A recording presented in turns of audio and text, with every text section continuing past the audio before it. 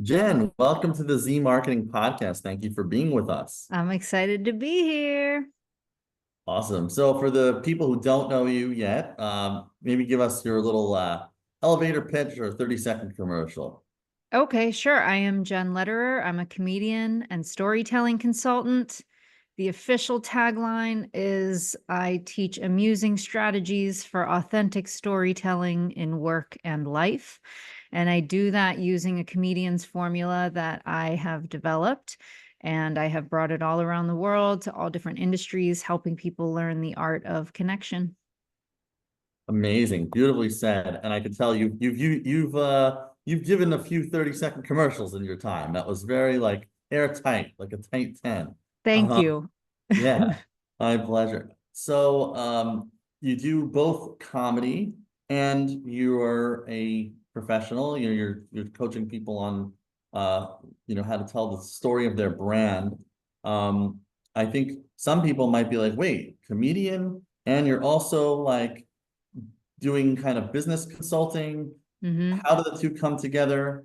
hmm Maybe you could go into a little bit how you do both of those things and what led to that. Right. Well, the chicken or the egg question in my world is the business consulting was first.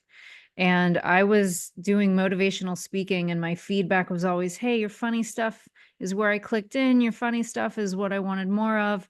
And I have a performer's background. So it really wasn't like a big leap for me to, see if I could be funny on purpose, specifically in comedy clubs in New York City. I enjoy a challenge. And so in 2018, I started doing comedy. My first several shows I self-produced. I knew something about marketing, so I knew how to fill a room. And it was through doing comedy that I saw so many parallels between what it takes to be a good comedian and what it takes to be a good business owner.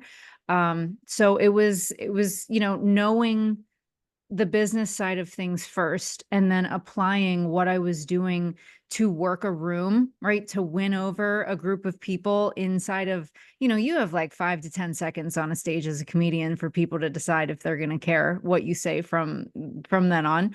And it's pretty similar in networking rooms in a lot of ways, and on social media and like anywhere else that you're putting yourself out there. Um, and it always comes down to connection. It always comes down to connection. And usually the way that people connect with you is because you're sharing not just a story, but you're sharing your perspective, right? You're sharing your perspective on that thing that you're talking about, whether it's a personal thing or a professional thing. you know you can be in a room of hundreds of people that do what you do. What's going to set you apart is your perspective on how you do it. And that's kind of the heart of what I teach people to get to, because it's the same with comedians. We're all up there doing the same art form. The thing that sets us apart is our perspective on the zeitgeist. Wonderfully said. What are some parallels you would say between doing stand-up comedy and being a good storyteller of your brand or building your personal brand? Because I think that comedians often, there are obviously different styles of comedy, Yep. but there's definitely a storytelling element in most stand-up acts or in many stand-up acts. For Yep. example, Dave Chappelle is like known for doing a lot of storytelling. What were some, parallels you would draw, or what are some lessons from the comedy world that people can apply to their business life or present how they can present better? Sure. I mean, the first thing is repetition. Comedians are getting on stage as often as we can. We grab every mic that we can because we know it's not always going to be a win. Not every joke is going to land, and not every joke lands in every room. Sometimes it lands in one room and it doesn't in another. Sometimes that's because it's not the right audience for it. Other times it's because I'm not connected to that joke, right? I wasn't present. I wasn't delivering it the way that I know I need to deliver it for it to land. So, getting your reps in to the point where you really know yourself, right? You know what happens when you get nervous. You know what happens when you forget what you were going to say. You know what happens when you'd rather not be there. Like it's understanding yourself, the story that you tell yourself. I talk to people a lot about that.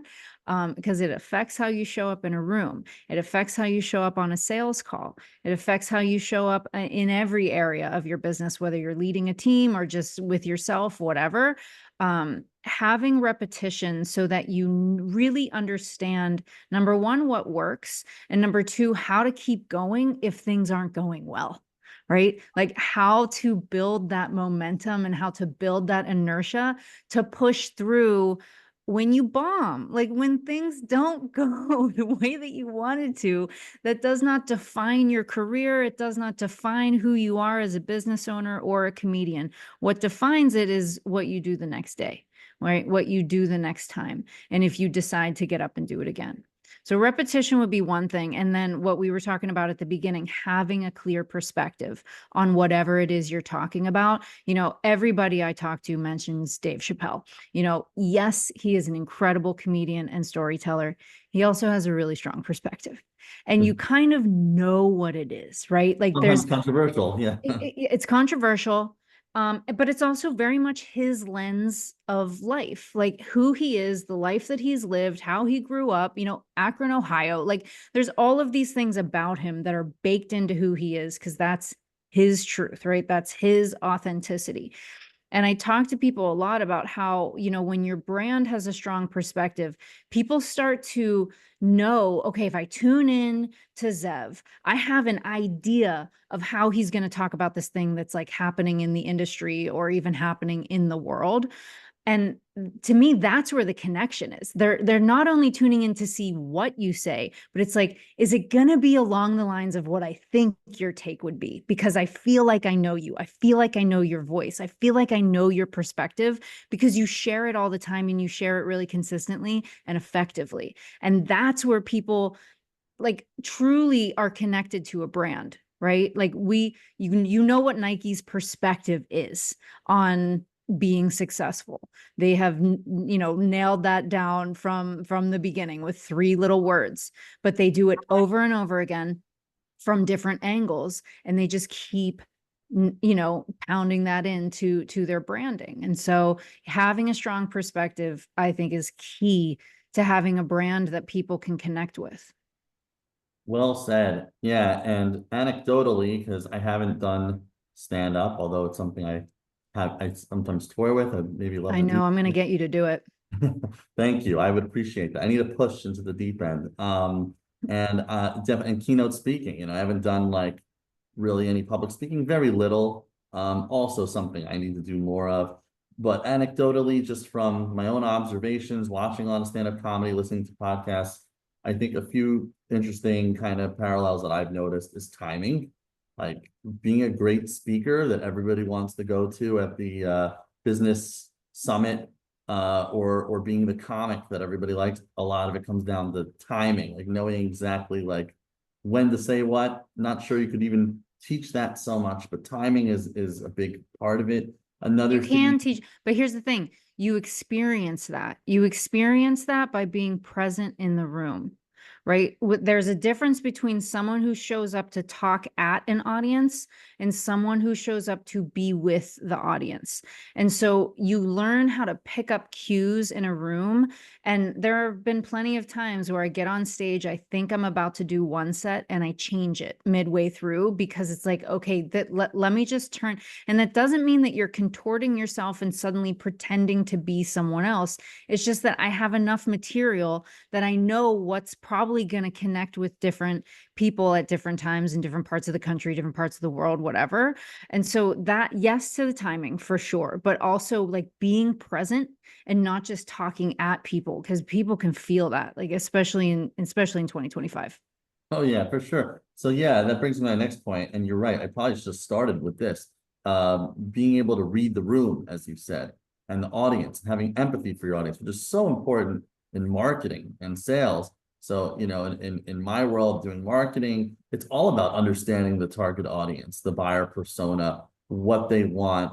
If you're posting on LinkedIn or something, for example, knowing what to talk about, making sure it's relevant to the conversation going on with people, what's on people's minds, and not just showing up talking whatever you want to talk about.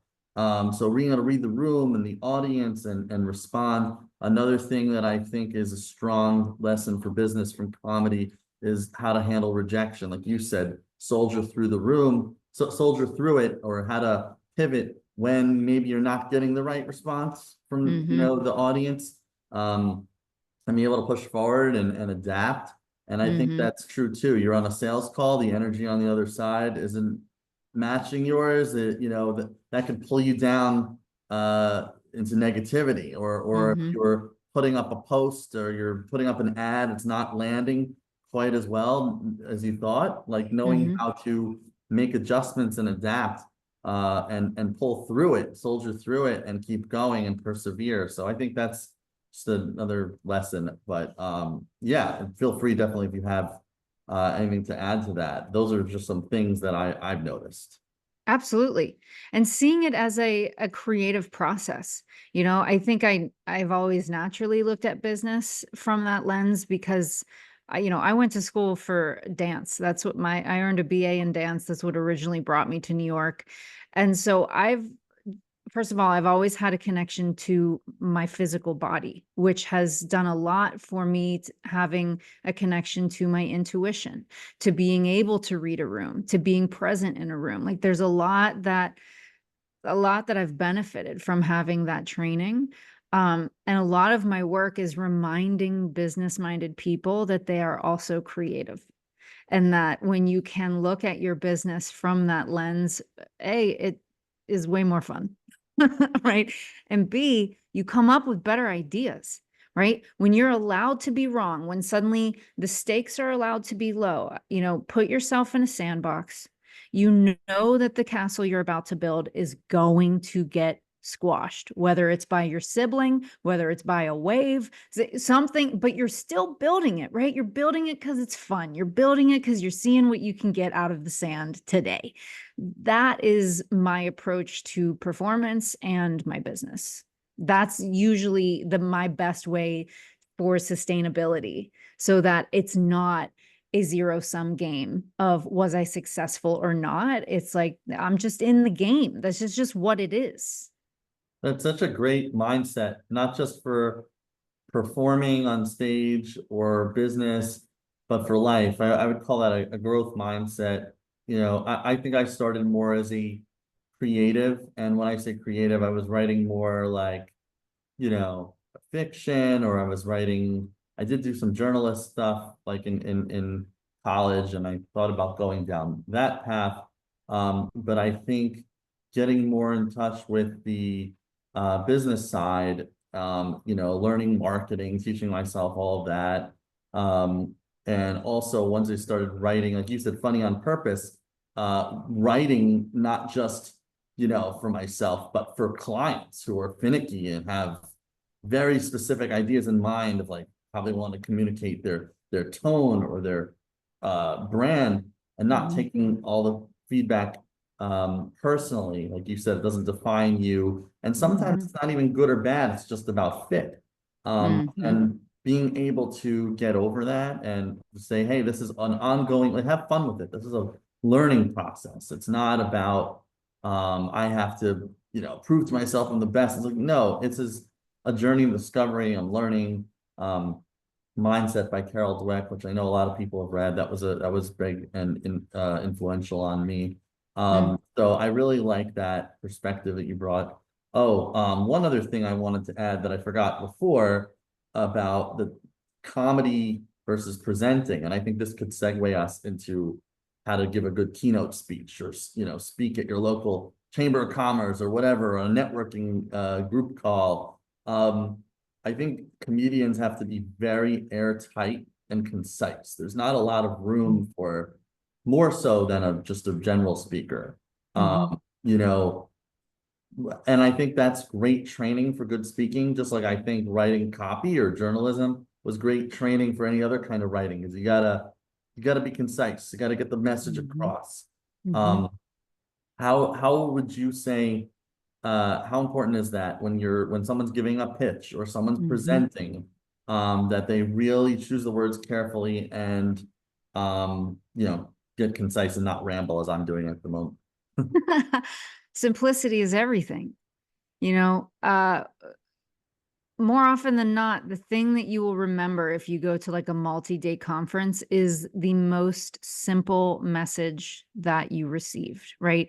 The one that was repeated many, many times, the one that was probably applicable, right, to you in one way or another, and then like easily implemented, easily embodied. You heard it, you got it, and then they didn't muddy it with a bunch of other stuff. It was everything that was said then was to reiterate that one simple point that they came here to give you. And so if somebody is starting out, I would say, first of all, one of the best pieces of advice that I've ever received when it comes to coming up with ideas and like finding your way through creating anything really is boundaries are the springboard to creativity. So if you know that your goal is to at some point do a 45-minute keynote, start with the goal of a 3-minute message, right? And see what you can do within those boundaries. Because as soon as your brain is given really tight boundaries, it finds the message. It finds like, okay, if I have 30 seconds to say this, what would I say? If I had everybody in the room looking at me and I had 30 seconds, what would I say? Then that is the seed that everything else is built upon. And, the other question I would ask is, when you have that seed, now what's your perspective on that seed? And why is that maybe different than other people in your industry and how they've looked at it or how you've seen other people look at it, right? And that is kind of what the conversation becomes. And I mean, that's 100% what I do. I teach people how to talk about themselves. I teach storytelling. I'm one in a million. There's a lot of people that do that. There's not a lot of people that do it the way I do it. And my perspective on it is the reason people hire me over anybody else who does it. Not because I'm better. They just happen to want my perspective on it. Love that. I'm sold. So when you're, teaching people how to really kind of get down to the point and express their unique take.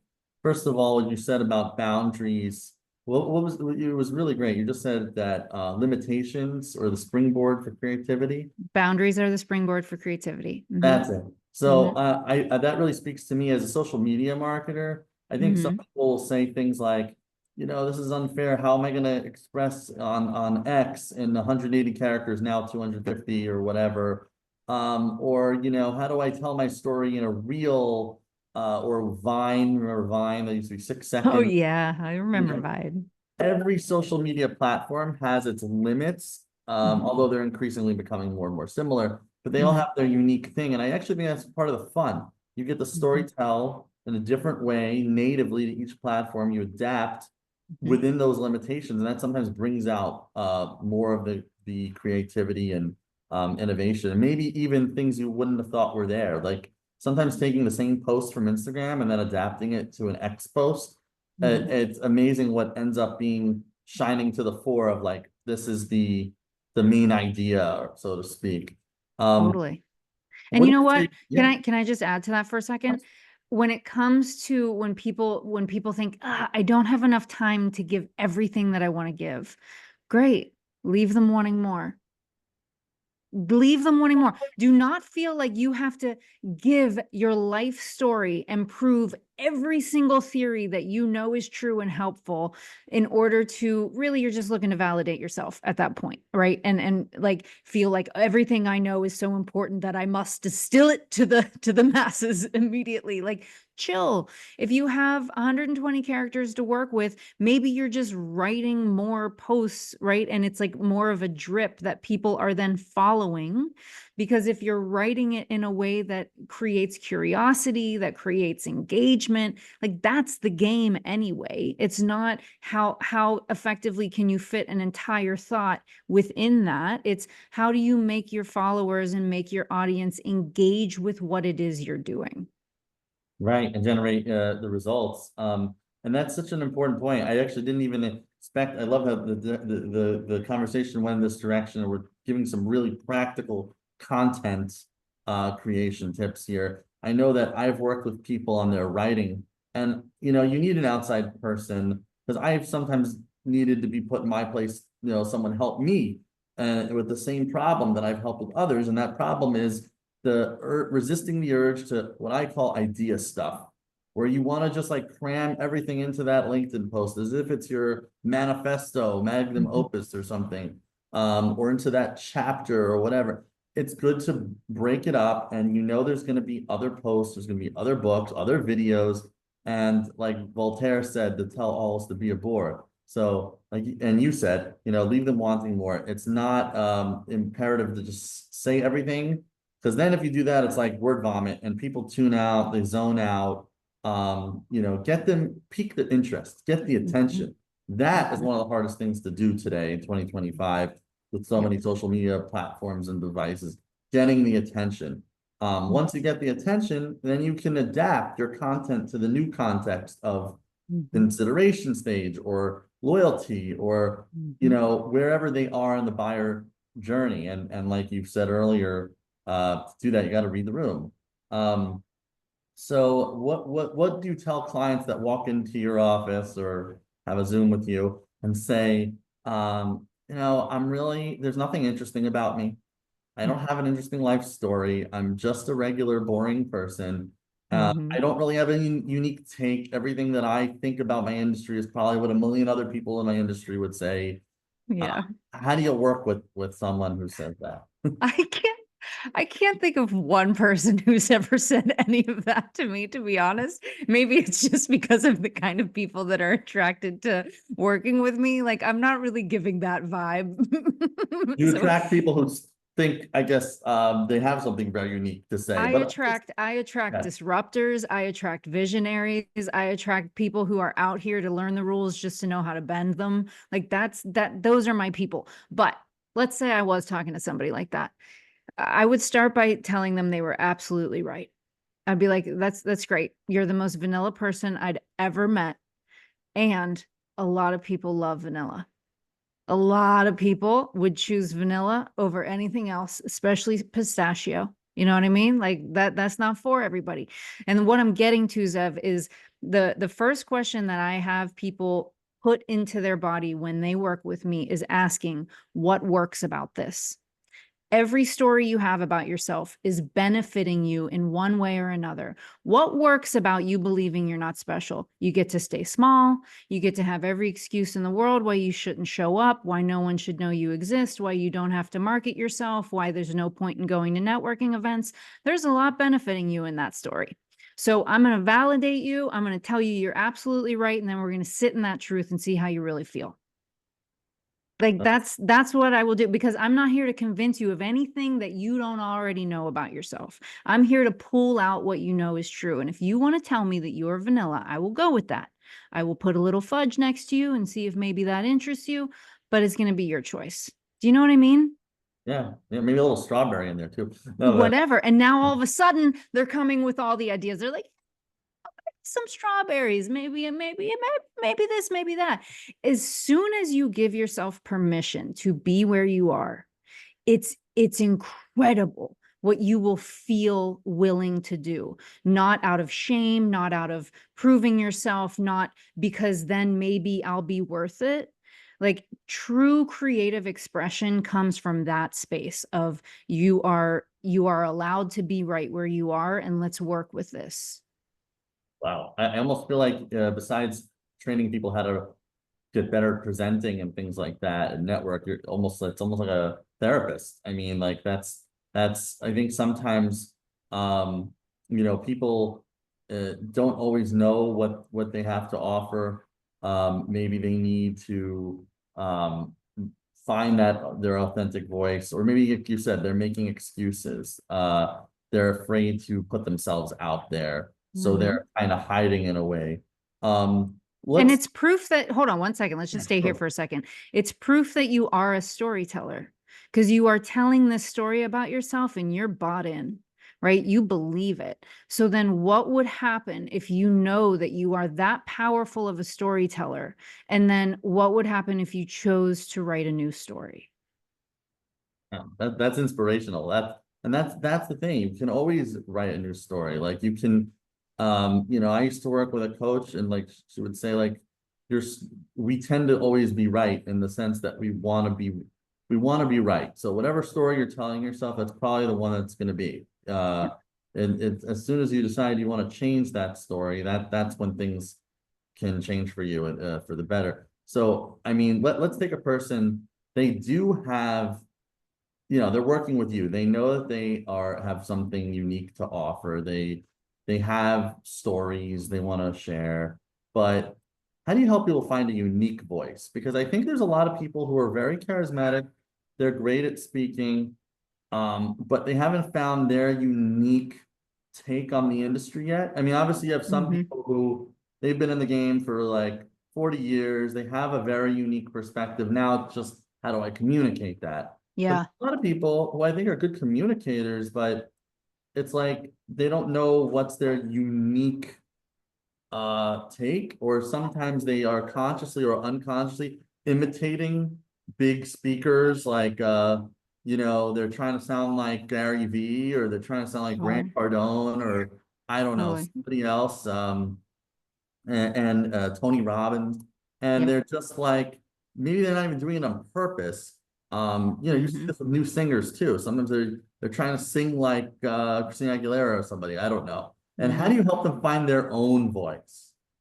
Well, first of all, this happens a lot in comedy, right? When people first start out in comedy, you will see them go up and hold a drink like so and so, or lean against the wall, or do something with the mic. Like, that's kind of part of the creative process. So the first thing is repetition. The more you actually hear yourself talk and hear yourself share your story, the more likely you are that you are going to innately become closer to your authentic self and start making your own choices. But the way that I work with people, this is like the heart of the creative process that I bring people through, is I am pulling stories out of them based on the comedian's formula that I use. That's the foundation of everything that I do. And I'm having them just talk and talk and talk. And I say this is for no reason at all, right? We're just talking. We're just shooting the shit. I'm just going to see what you say about different things, and I'm going to take it from all different angles.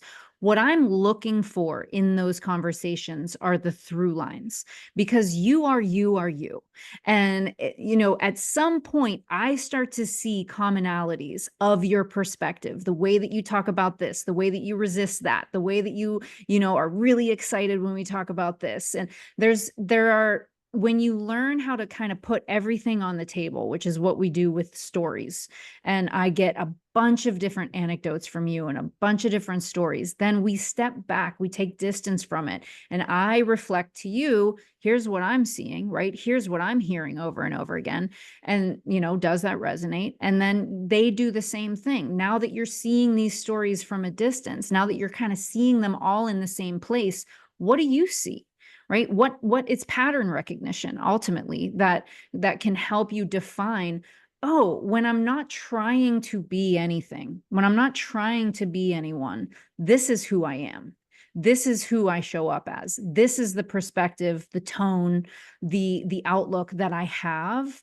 And then sometimes it's the question of, is that what you want? Is that the perspective that you want to have? Because you can shift it. You can realize, like, oh, wow, my autopilot isn't actually what I want it to be. I've worked a lot on this with myself in comedy, right? And like learning how to like take off the shell of, basically it was a safety mechanism of like who I felt I had to be on stage to, like, I don't know, have some sort of sense of power, or so. Like, I really don't even, I haven't like gone into the why I was doing it. I just kept seeing it. I would watch myself back on video and be like, damn, I'm doing it again. Like, it's interesting how you see these patterns start to come up, but you can't change anything that you don't know exists. So the first part is being able to see what's here, asking what works about this, and then getting into what can we build on and what do we want to kind of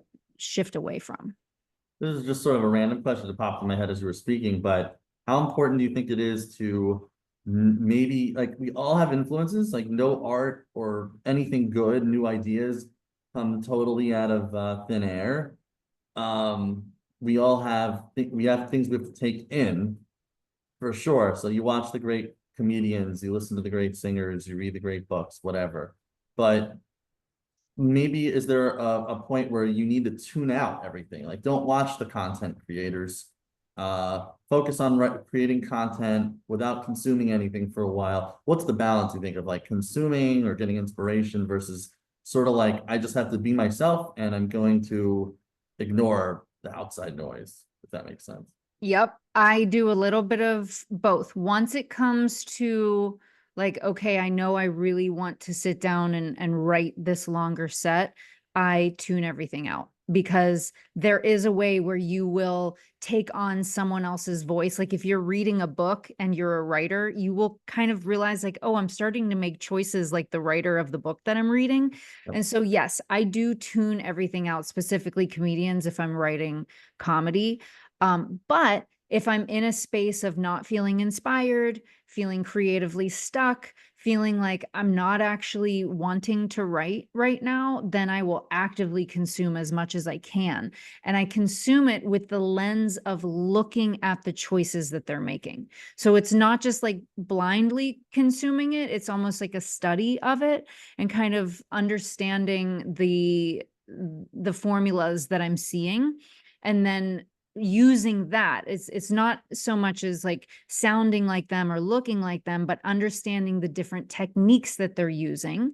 And then if I go away and put my own voice on it, how might I be able to implement that technique into my own voice? And that Yeah, can work with businesses as well. for sure. That's a great point. I was even hearing a famous stand-up recently saying something like, it's hard for them to even watch other comedians because they're just always like the whole time like, oh, I would have paused there, or maybe like they're like studying it like a craft, like Yeah. like a surgeon watching a surgery rather than like just enjoying it. Yep. Okay, and I see that great mic you got there. Do you have a podcast, or you've been on? I'm guessing some other business and or comedy podcasts.